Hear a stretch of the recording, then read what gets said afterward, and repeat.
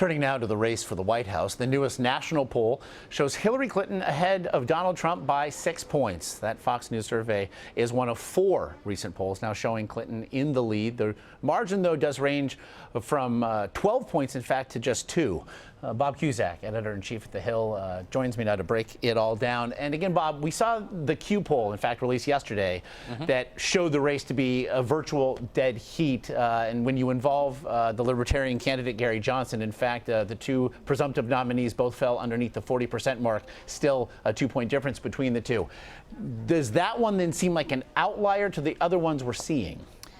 Yes, Josh, I think at this point you'd have to call that an outlier because Trump has had a rough month and he's lost some ground.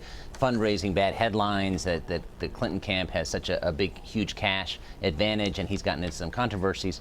However, going forward, I mean, this is actually kind of good news for Trump in that he's had a bad run, but he's still within striking distance. He's single digits, for the most part, behind Hillary Clinton. So in a way, you can say, well, you know, he's going to need a convention bounce, and we'll see if that happens. But this is, we still got a long way to go, about 130 days to go. He has also certainly made much of the fact that Hillary Clinton does lag in these polls with regard to trustworthiness. And now this comes as we saw this development surrounding the Attorney General, Loretta Lynch, and Hillary Clinton's husband, the former President Bill Clinton. Lynch has now confirmed that she had an impromptu discussion with the former president on Monday night at the Phoenix airport on board her government plane. Now, both sides have said that the topics of Benghazi and the probe into Hillary Clinton's private email server never came up.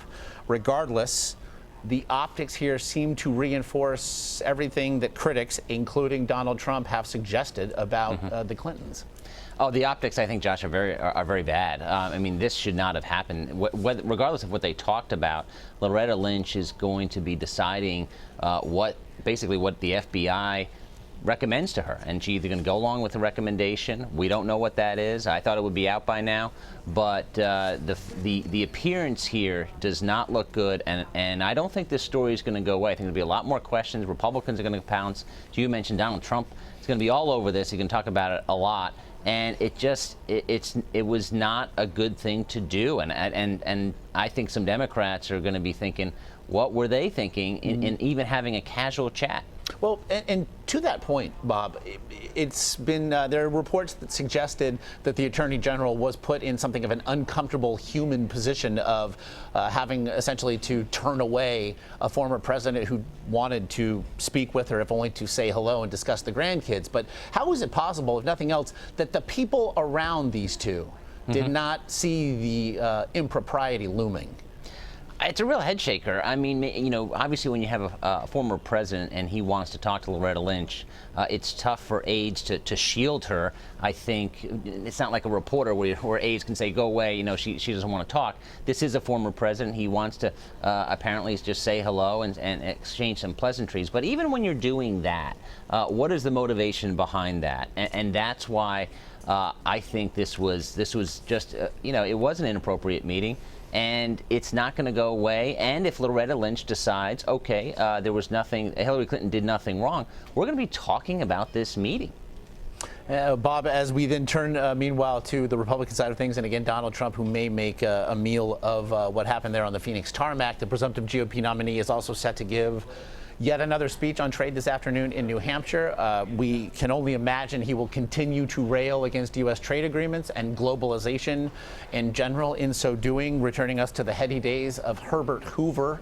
What is your take on the strategy of the presumptive GOP nominee looking to get to the left of Hillary Clinton on this? I think this is actually a good strategy, and Donald Trump has not been consistent on a number of issues. On trade, he has been very consistent. He has been against this Asian Pacific deal, TPP, that President Obama wants to get passed, and Hillary Clinton has given mixed messages, and now she's against it. She's been all over the map overall on trade.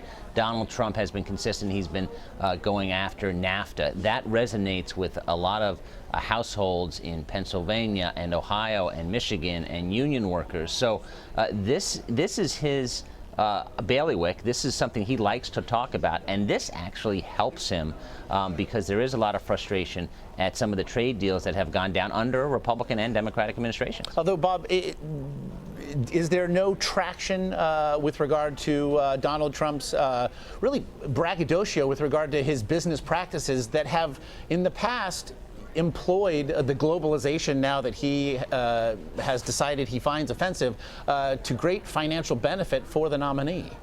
Yeah, no, and that's what Democrats are going to point out. Though that was a while ago, and any time Trump has been consistent, I guess, just since he launched his campaign.